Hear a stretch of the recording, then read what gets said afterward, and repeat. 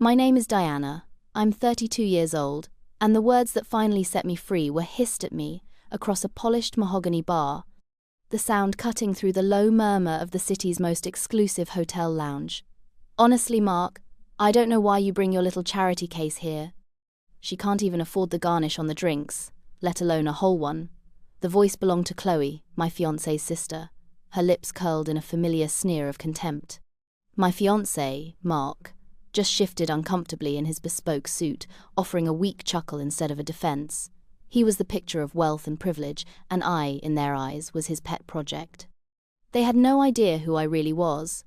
They saw a quiet, plainly dressed woman, and assumed she was poor, simple, and malleable. They couldn't have been more wrong.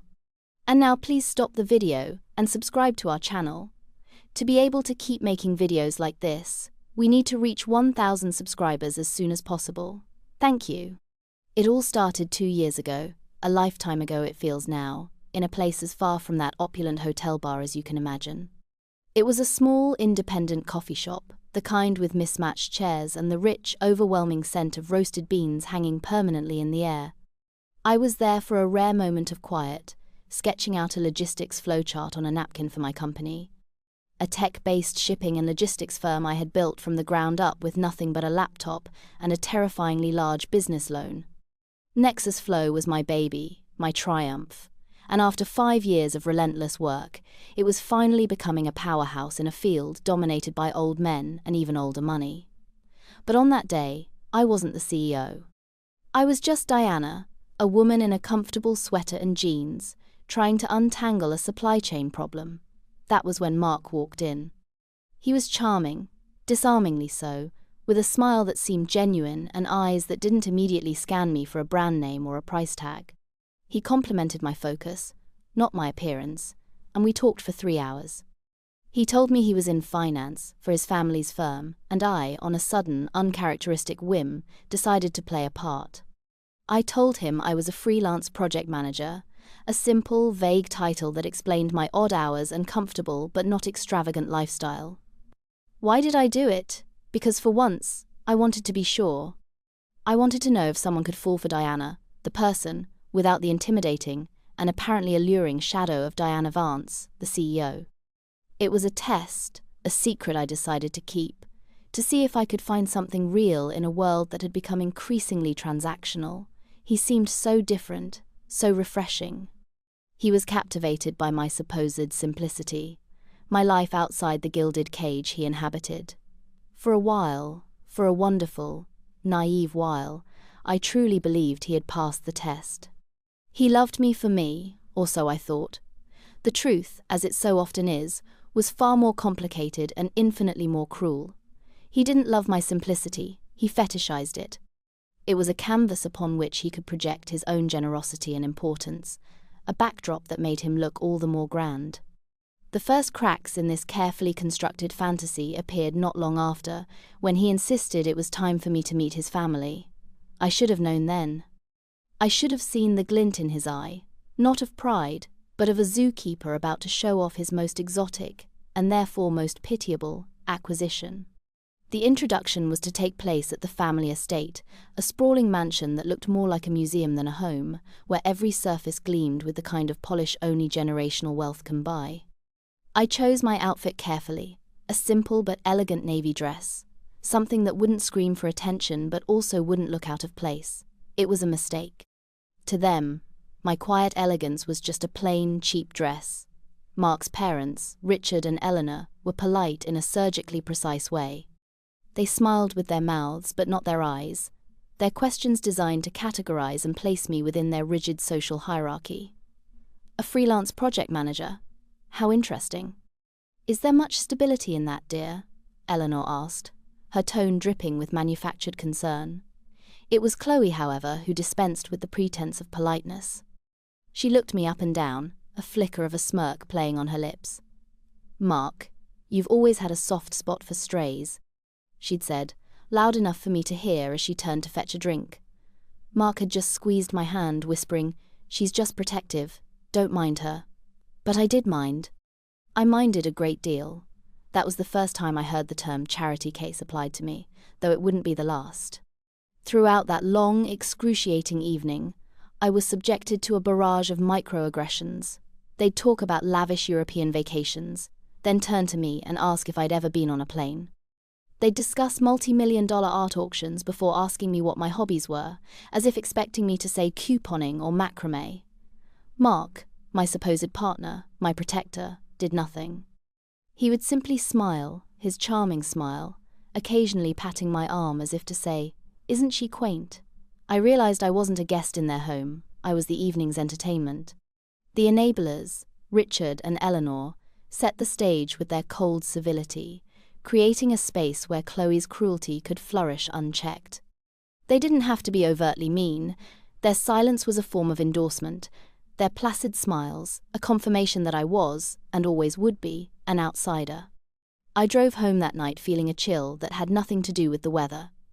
My simple test, my desire to be loved for myself, had backfired in a way I hadn't anticipated. I had successfully hidden my wealth, but in doing so, I had revealed their character. The next year and a half was a masterclass in condescension, and Mark was the lead professor. He was the perfect model of the arrogant exploiter, a man who believed his wealth endowed him with superior taste, intelligence, and judgment in all matters. He never said, "I'm better than you," but the sentiment was woven into the very fabric of our relationship. He loved to educate me. When we went out to eat, he would explain the menu to me as if I were illiterate, patiently describing what foie gras was or why a certain wine pairing was essential. "You've probably never had this before," he'd say with a magnanimous air. "Let me order for you." He wasn't sharing an experience. He was bestowing one upon me. Our dates were not partnerships. They were tutorials. He took me to the opera, the ballet, to art galleries, and at each venue, he would provide a running commentary, not to share his passion, but to highlight my perceived ignorance. He would point out the brushstrokes on a Monet, explaining the impressionist movement with the sighing patience of a weary tutor. He never once asked for my opinion, and if I offered one, he would smile indulgently and say, "That's a very simple way of looking at it, but I see what you mean." It was infuriating. I had a degree in art history, something he never bothered to ask about, and had sat on the board of a prominent arts foundation for 3 years. I probably knew more about the provenance of the paintings in his parents' home than they did. But in his narrative, I was a blank slate, and he was the artist. This extended to every part of our life. He would help me with my finances, looking over my modest bank statements with a concerned frown, offering to set up a trust for me so I wouldn't have to worry my pretty little head about money. He wasn't offering security, he was offering control. The most galling part was how he framed it all as love. "I just want to take care of you, Diana," he'd say, cupping my face in his hands. "You've had to work so hard your whole life. It's time you let someone else handle things." He saw my competence not as a strength to be admired, but as a burden from which he could rescue me. He was building a cage, gilded and comfortable, but a cage nonetheless, and he was trying to convince me it was a palace. His friends and family, the ever-present chorus of enablers, loved this dynamic. It reinforced their own sense of superiority. At parties, he would tell the story of how we met, embellishing it to make me sound even more like a damsel in distress, and they would all coo and sigh about how wonderful Mark was, what a big heart he had. I was his prop, a living testament to his generosity, and I let it happen. Why? That's the question, isn't it? A part of me was still clinging to that initial spark, the man I thought I'd met in the coffee shop, believing he was buried somewhere beneath the layers of inherited arrogance. And another, more honest part of me was morbidly fascinated. I was a strategist, a CEO who analyzed systems and identified weaknesses. I was watching a system of entitlement and hubris operate up close, and I was beginning to see the fatal flaws in its design. Their greatest flaw was their complete and utter inability to see me. They looked at me and saw what they wanted to see. A simple, poor, grateful girl. They never once thought to look closer. They never once considered that I might be something more. Their condescension was their blind spot, and I was starting to realize it could be my greatest weapon. The humiliation wasn't a single event, but a slow, constant drip of acid on my self-esteem. However, there are moments that stand out, moments that burn brighter in my memory, as signposts on the road to my eventual emancipation. The Christmas of our first year together was one such signpost. I had spent weeks trying to find the perfect gift for his parents. What do you buy for people who have everything and who believe they deserve even more? I decided on something personal, something that couldn't be bought in a high-end department store. I commissioned a renowned bookbinder to create a beautiful leather-bound volume of their family history, complete with restored photographs I had painstakingly sourced and genealogical charts I had researched myself. It was a gift of time, effort, and genuine thought. I was proud of it. I was a fool. On Christmas morning, at the grand family gathering, we exchanged presents. They opened my gift with a distinct lack of enthusiasm. Richard flipped through a few pages, his expression unreadable. Eleanor set it on the side table without a second glance. "How very crafty, Diana," she said, the word crafty landing with the weight of an insult. Then, it was their turn. They presented me with a small, elegantly wrapped box. Inside was a gift card to a mid-range department store. "We weren't sure of your taste, dear," Chloe chimed in, a malicious glint in her eye. "And we figured this was more in your price range.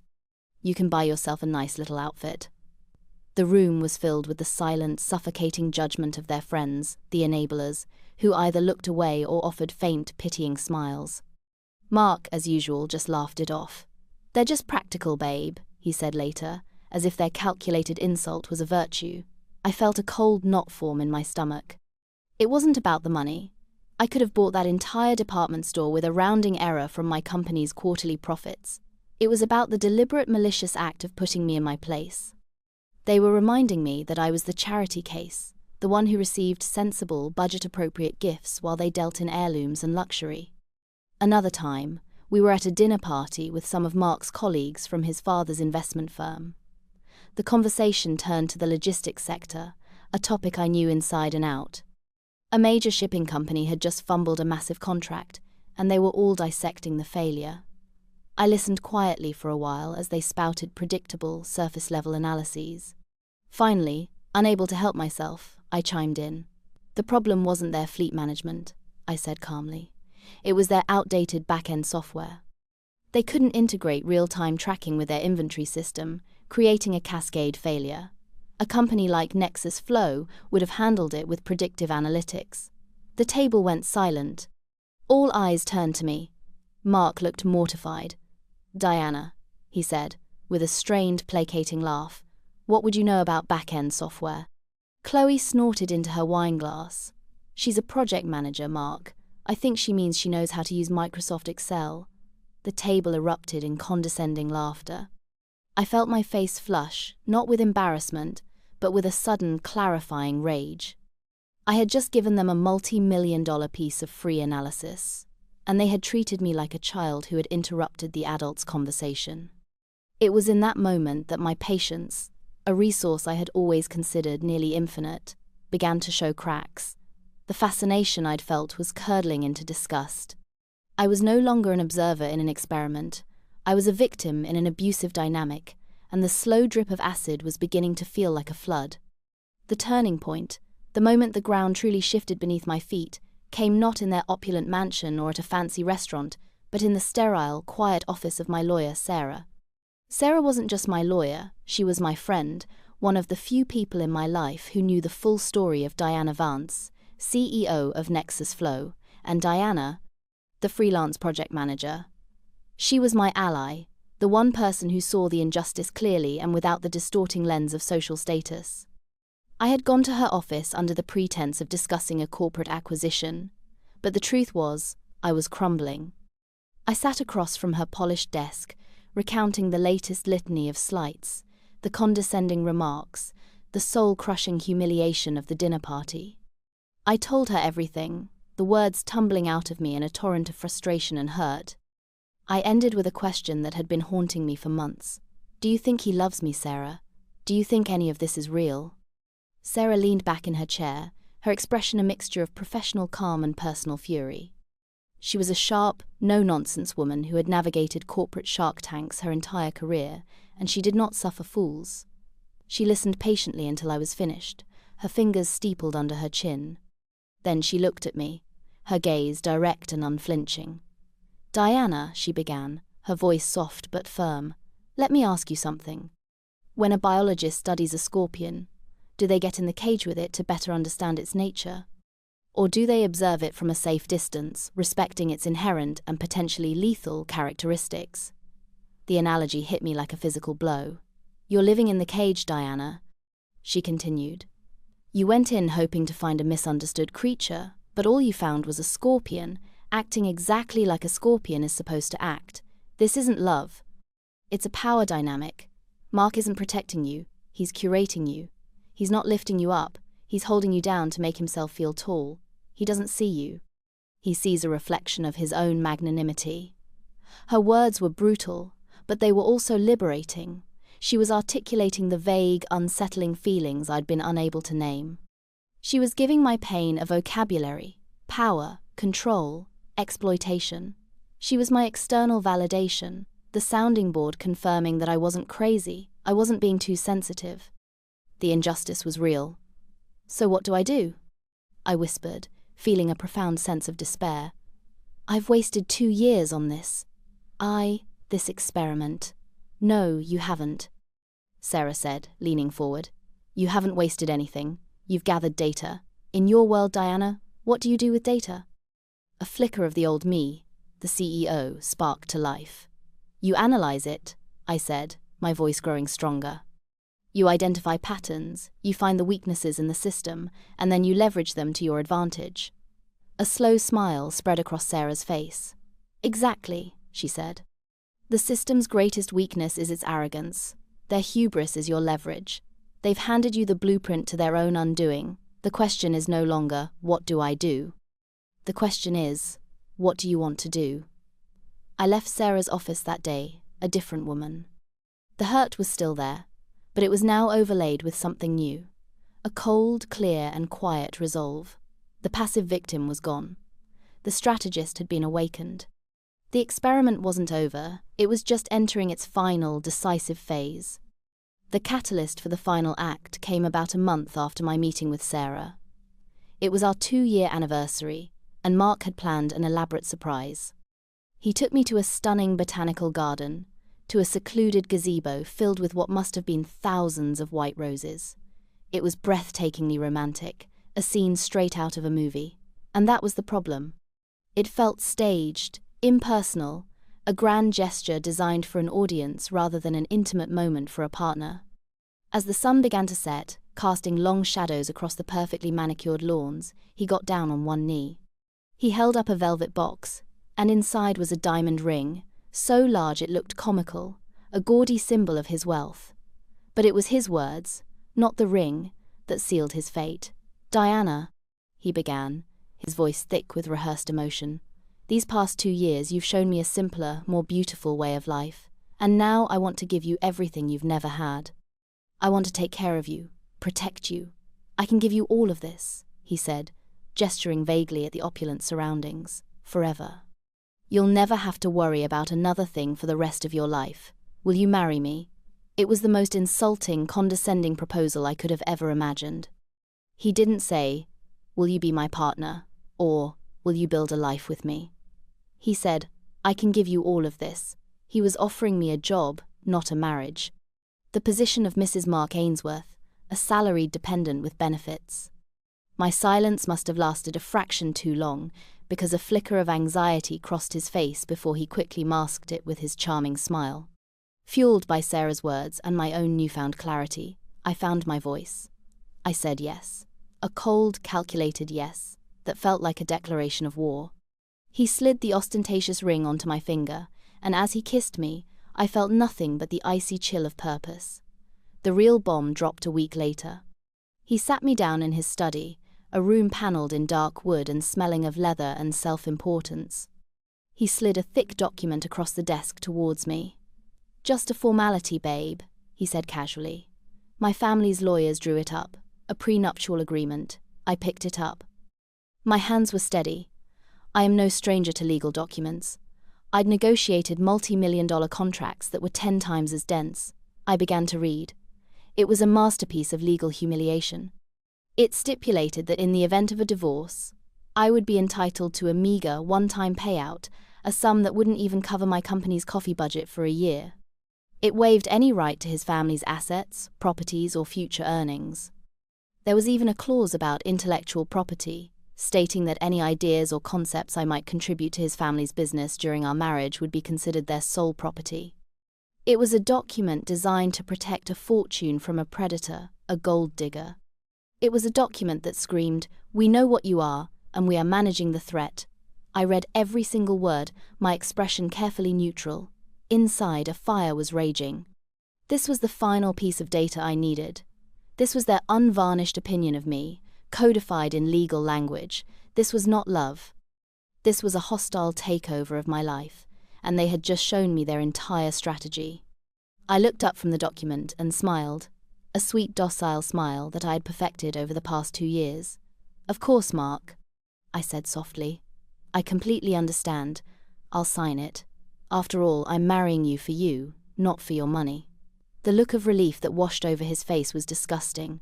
He had been nervous. He had actually thought I might object, that his little charity case might have the audacity to demand a bigger piece of the pie.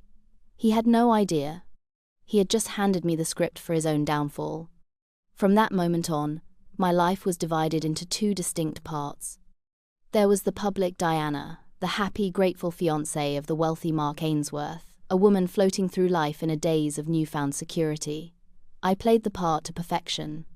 I gushed about the wedding plans, deferred to Chloe's superior taste in venues and flowers, and sat through endless dinners with their friends, smiling my placid, agreeable smile. I was a ghost in my own life, an actress in a play where everyone but me thought the story was real. The audience, Mark and his family, was completely captivated by my performance. They saw my compliance as proof of their correctness. They saw my quietness as gratitude. My God, the dramatic irony was so thick you could taste it. While they were busy congratulating themselves on successfully domesticating me, the real Diana, the CEO, was operating in the shadows, orchestrating the most significant move of her career. The second part of my life, the real part, took place in late-night conference calls, encrypted emails, and secret meetings with my executive board and Sarah. The plan was audacious, complex, and beautiful in its symmetry.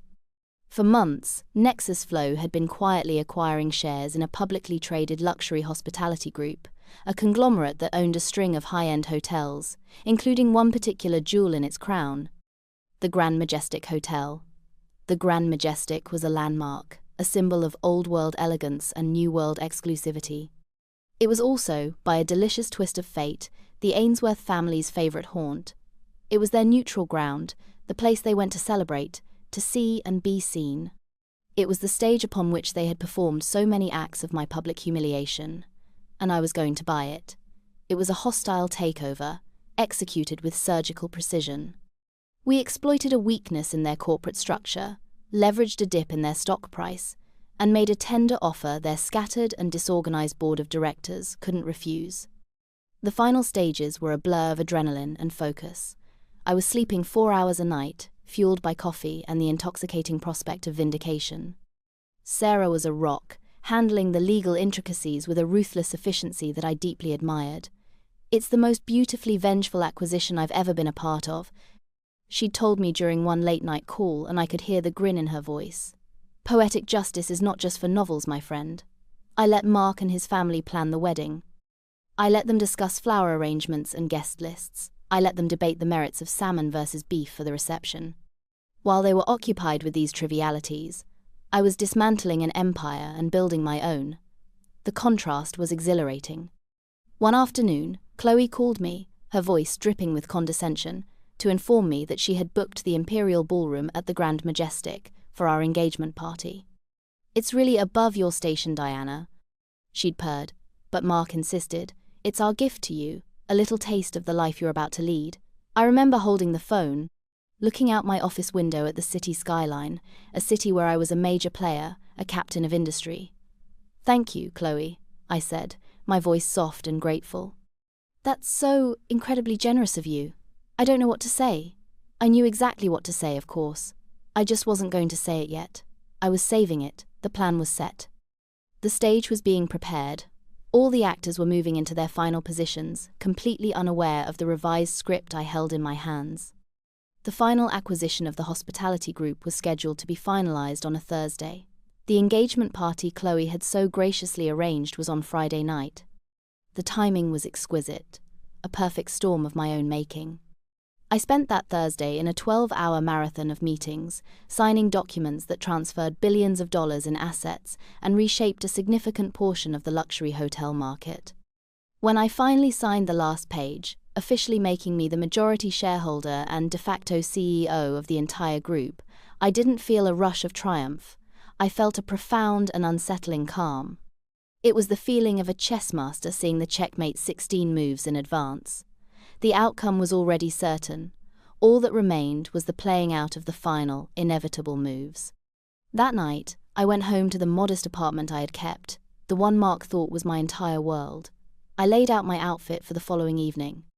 It was a simple, elegant, but deliberately understated black dress. The kind of dress that would make Chloe roll her eyes and whisper about my lack of imagination. I paired it with simple jewelry, forgoing the garish diamond Mark had given me, which I had already had appraised and found to be of surprisingly mediocre quality for its size, a perfect metaphor for Mark himself. On Friday, I let Mark pick me up. He fussed over my appearance. "Are you sure that's what you want to wear, babe?" he asked, a slight frown on his face. "It's a big night. The Chandlers and the Vanderbilts will be there. You don't want to look out of place." "I want to be comfortable," I said with a placid smile.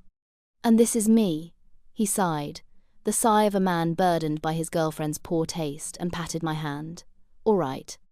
But stay close to me tonight." The drive to the Grand Majestic was surreal. Mark chattered on about the people we would see, the importance of making a good impression, giving me a last-minute tutorial on how to behave among his kind. I tuned him out, my thoughts focused on the building we were approaching. My building. We walked into the lobby, and the familiar wave of condescension washed over me. The doorman, who knew Mark by name, gave me a dismissive glance. The concierge offered a tight, professional smile that didn't reach her eyes. They all saw the same thing, the rich boy and his charity case. We ascended to the Monarch Lounge, the hotel's most exclusive bar, where the engagement party was being held. It was even more opulent than I remembered, a symphony of dark wood, plush velvet, and glittering crystal. Chloe greeted us at the door, her eyes scanning my dress with undisguised disdain. "Oh, Diana," she said with a sigh. "You tried. That's what's important." She led us to a large, curved booth where their parents and a dozen of their closest friends were already gathered. The enablers. They all smiled their vapid, welcoming smiles, their eyes filled with the same pitying curiosity I had grown so accustomed to. I took my seat next to Mark, feeling like a predator that had just walked into a den of unsuspecting prey. I was calm. I was ready. The countdown had begun. I looked around the room, at the staff moving briskly and efficiently, and my eyes searched for one person in particular, the final piece of my plan. And then I saw him. The head bartender, a man named Alex. I knew from my acquisition research that he had been with the hotel for 15 years. He was a professional, a fixture. And, according to my head of HR, he was about to receive a very significant promotion. The first hour of the party was a repeat of every other social event I had attended with the Ainsworths, only amplified. The condescension was dialed up to 11. Chloe held court, regaling their friends with thinly veiled stories about my charming naivete. She told a story about me being impressed by the automatic faucets in their guest bathroom, a complete fabrication, and the whole table chuckled indulgently. "She's like a child seeing the world for the first time," Chloe concluded, patting my hand in a gesture of mock affection. "It's just precious." Mark, my loving fiancé, simply basked in the attention. He was the benevolent prince showing his humble maiden the splendors of the kingdom. Friends of his parents would come over to the table to offer their congratulations, their eyes sliding over me as if I were a piece of furniture, before focusing on Mark. "You've done well, son." One of his father's portly friends boomed, clapping him on the shoulder. "Found yourself a pretty little thing. Simple, uncomplicated. Good for you." Every word was a fresh log on the fire burning inside me. but my face remained a mask of serene contentment.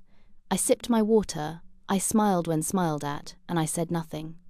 My silence was interpreted as meekness, as an acknowledgement of my inferior status. They had no idea it was the silence of a hunter waiting for the perfect moment to strike. The conversation turned to business, and Mark's father began complaining about a recent corporate takeover in the city. Some aggressive new player, he grumbled. Nexus Flow, they're called. Snapped up the entire Grand Majestic hospitality group. Hostile takeover. Cutthroat. No respect for the old ways of doing business. My ears perked up. I took a slow sip of water, my eyes fixed on Richard Ainsworth's face.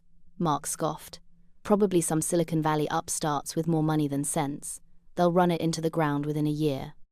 These tech people don't understand luxury. They don't understand class. Oh, the irony. It was so rich, so potent, I could almost feel it on my tongue. I was sitting right there. The tech people. They were so casually dismissing, and they were so blinded by their own prejudice they couldn't see it. The climax was approaching. I could feel it. The final act was about to begin, and it would be Chloe, in all her glorious, arrogant cruelty, who would give me the perfect opening. She had been watching me all night, her frustration growing with my placid demeanor. She wanted a reaction. She wanted tears or anger or some confirmation of her power over me. She was about to get one, just not the one she expected. She leaned across the table, her voice a stage whisper that carried across the entire group. "You're very quiet tonight, Diana. Is all this a bit much for you? Don't worry, you'll get used to it. Or maybe not." Then came the line, the one I had heard in the opening of this story, the one that echoed in my mind. She turned to her brother. "Honestly, Mark, I don't know why you bring your little charity case here. She can't even afford the garnish on the drinks, let alone a whole one." The table fell quiet. Even for them, it was a shockingly direct and cruel blow. Mark just shifted. That weak, uncomfortable shuffle, that was his only form of defense for me. He was about to offer a placating chuckle when I finally moved.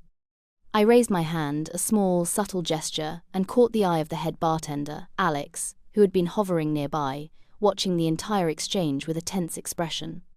Chloe saw my gesture and let out a short, sharp laugh. "Oh, look," she announced to the table, her voice dripping with venomous glee. "She's finally broken. She's trying to get a free drink from the staff. I suppose that's the only way she'll get one in a place like this." Her friends tittered, their eyes filled with cruel amusement. Mark looked profoundly embarrassed, not by his sister's behavior, but by mine. "Diana, don't," he hissed under his breath, putting a hand on my arm. I ignored him. My eyes were locked on Alex, who was now approaching our table. He moved with a calm professionalism that seemed to suck the air out of the immediate vicinity. He wasn't walking like a bartender. He was walking like an executive. He bypassed Chloe and Mark completely, his focus entirely on me. Chloe, incensed at being ignored, snapped, "Excuse me, we didn't call for you." Alex didn't even glance at her. He stopped beside me, giving a slight, respectful bow of his head. "Miss Vance," he said, his voice clear and steady, cutting through the sudden silence of the table. "Welcome to the Grand Majestic. We weren't expecting you until the senior management meeting tomorrow morning. I hope everything is to your satisfaction." The name Miss Vance hung in the air, a grenade with the pin pulled.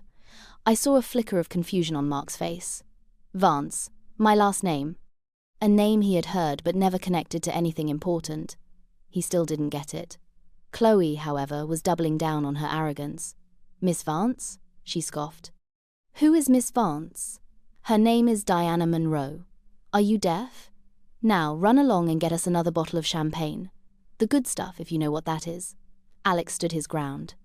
He finally turned his head slowly to look at Chloe, his expression one of polite, professional pity.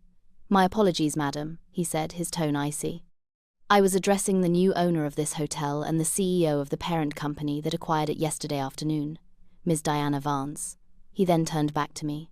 "Again, Miss Diana. Vance, my sincere congratulations on the acquisition. A truly brilliant move. The staff is buzzing with excitement about the new leadership. The bomb had detonated." The silence that followed was absolute. It was a physical thing, a heavy blanket that smothered all the chatter, all the music, all the smug laughter. I watched as the color drained from Chloe's perfectly made-up face, leaving behind a sallow, blotchy canvas of shock. Her jaw, which had been set in a triumphant smirk just moments before, was now hanging slack. Her eyes, wide and unblinking, darted from Alex to me and back again, unable to process the information. Mark was frozen beside me, his hand still on my arm, but now it felt less like a restraint and more like the desperate grip of a drowning man. His charming smile was gone, replaced by a mask of slack-jawed disbelief. His brain was visibly short-circuiting, trying to reconcile the two Dianas, the simple, penniless project manager he thought he was rescuing, and the powerful CEO who had just bought the very ground he was sitting on. The enablers, their friends and parents, looked like a flock of startled birds, their expressions a comical mixture of confusion, horror, and a dawning sycophantic panic. They were realizing they had backed the wrong horse in the most spectacular fashion possible. It was everything I had imagined, and more. The sweet, satisfying silence of their world being turned completely upside down. The silence stretched for what felt like an eternity before I finally spoke. My voice, when it came, was not loud or angry. It was calm, precise, and cold as ice. "Thank you, Alex," I said, giving him a small, appreciative nod. "Everything is perfectly satisfactory. For now, you can expect my executive team for the preliminary meeting at 9 a.m. sharp tomorrow. Please ensure the main conference room is prepared." "Of course, CEO Vance," he said, the title landing with the force of a hammer blow.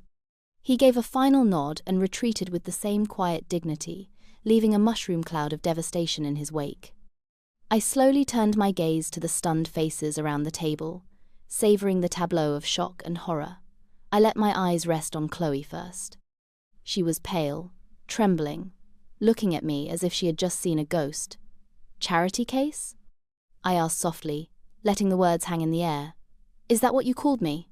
An interesting choice of words, considering my charitable foundation donated more last year than your father's company made in profit." I then turned to Mark's parents, Richard and Eleanor, who were staring at me with a newfound placid, desperate respect. "And a crafty gift," I said, looking at Eleanor. "You were right. It took a lot of craft to orchestrate a leveraged buyout of this entire hotel group right under your noses, but I had a little help. My little job as a project manager for my own company, Nexus Flow, gave me all the resources I needed." Finally, I turned to Mark, my fiancé. He was staring at me, his mouth opening and closing silently, like a fish out of water. The charm had evaporated, revealing the weak, terrified man underneath. "Mark," I said, my voice devoid of all emotion. "You wanted to give me all of this," I said, gesturing to the opulent room. "It's a generous offer, but as you can see, I already have it. I bought it yesterday." I slowly, deliberately, began to slide the gaudy engagement ring off my finger. It felt like shedding a skin. "You said I'd never have to worry about another thing for the rest of my life," I continued, my voice level. "You were right about that, just not in the way you intended. And this," I picked up the thick prenuptial agreement that was still sitting on the table, a monument to their arrogance. I held it up for him to see. "This document is a fascinating piece of work. It's built on a single, flawed premise, that I needed you, that I needed your money. A fatal miscalculation." I placed the massive diamond ring squarely on top of the document, a symbol of his power, now rendered meaningless. "The prenup won't be necessary," I said with cold finality. "There will be no wedding." I stood up, my movements smooth and unhurried. The entire bar was now silent, watching the drama unfold. I looked down at the wreckage of the Ainsworth family's pride one last time. "You see, Mark," I said, delivering the final, killing blow. "You didn't want a partner. You wanted a pet. And you made the classic mistake of every arrogant fool throughout history. You underestimated your opponent. Enjoy the party. It's on me." I turned without another word and walked away. I didn't look back. I could feel the weight of their collective gaze on my back, a mixture of pure, unadulterated shock and a dawning, sickening horror. The short walk from their table to the lounge's exit felt like the longest, most satisfying journey of my life. Every step was a reclamation of my own power, my own worth. As I passed the bar, Alex, the bartender, my unwitting accomplice, caught my eye. He gave me a subtle, almost imperceptible nod of respect. I smiled back, a genuine smile, for the first time in what felt like years. He wasn't just an employee. He was the ally who had held the door open for my escape, the external force who had validated my reality in front of my tormentors. The cool night air hit me as I stepped out of the hotel, and I took a deep, cleansing breath. The city lights seemed brighter, the sounds sharper. It was as if a filter had been removed from my senses. I pulled out my phone and dialed the one person I wanted to speak to. "It's done," I said, when Sarah picked up. "The scorpion has been returned to its cage." I could hear the triumphant laugh on the other end of the line. "Tell me every single detail, Diana. I want to hear the sound their jaws made when they hit the floor." And I did. I recounted the entire scene to her, as the taxi sped me away from the Grand Majestic, my hotel, my trophy, my monument to their hubris. The fallout, as Sarah later gleefully reported to me, was swift and spectacular. The story of the disastrous engagement party spread through their elite social circle like wildfire. The Ainsworths became a laughingstock. Chloe, who had built her entire identity on being a queen bee of society, was socially obliterated. People she had once terrorized now openly mocked her. She had called me a charity case, and now she was the object of pity. Poetic justice indeed. Mark, predictably, tried to salvage things. He called me dozens of times. He sent floods of text messages, swinging wildly between pathetic apologies and angry accusations. "How could you deceive me like this?" One message read. The lack of self-awareness was almost impressive. He didn't understand that he had been the one living a lie, the lie of his own superiority. I never responded. I blocked his number and had Sarah's office send a cease and desist letter to his family's lawyers, a move that was professionally petty and personally satisfying. The enablers, the so-called friends who had watched my humiliation with amusement, suddenly began trying to get in touch. I received lunch invitations, emails praising my business acumen, transparent attempts to curry favor with the new power player in their world. I deleted them all without a second thought. Their silence when I was down was all the answer I ever needed from them. My true celebration wasn't in their downfall, however. It was a quiet dinner with Sarah, a week later, at a small, unassuming Italian restaurant, the kind of place Mark would have sneered at. We raised a glass of wine, not to revenge, but to freedom, to the end of the experiment, Sarah toasted, and to the beginning of the empire. I had never felt more like myself. Months have passed since that night. 15 months to be exact. Life now is peaceful. It's a word I never thought I would associate with myself, a woman who thrives on the relentless pace of business and innovation, but it's a deep, resounding peace that comes from living an authentic life.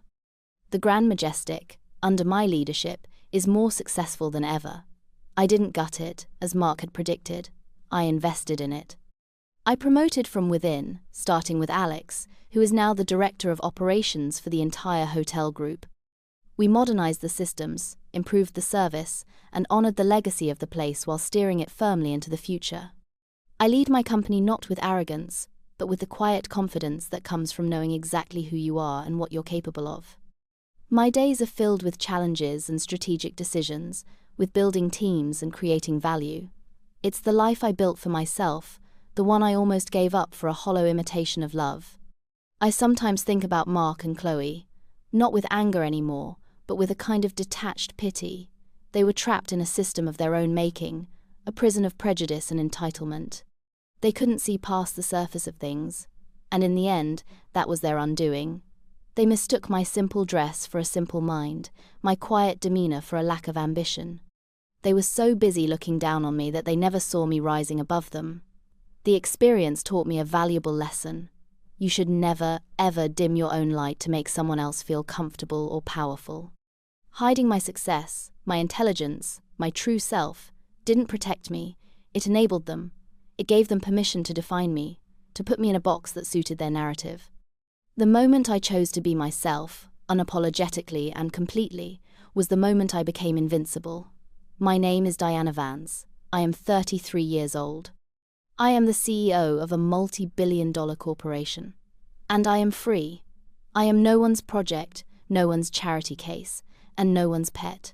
My story isn't one of revenge, not really. It's a story of reclamation.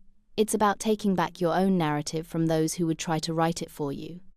It's about the quiet, unshakable power that comes from knowing your own worth, even when nobody else does. And that is a peace and a power that no amount of money can ever buy.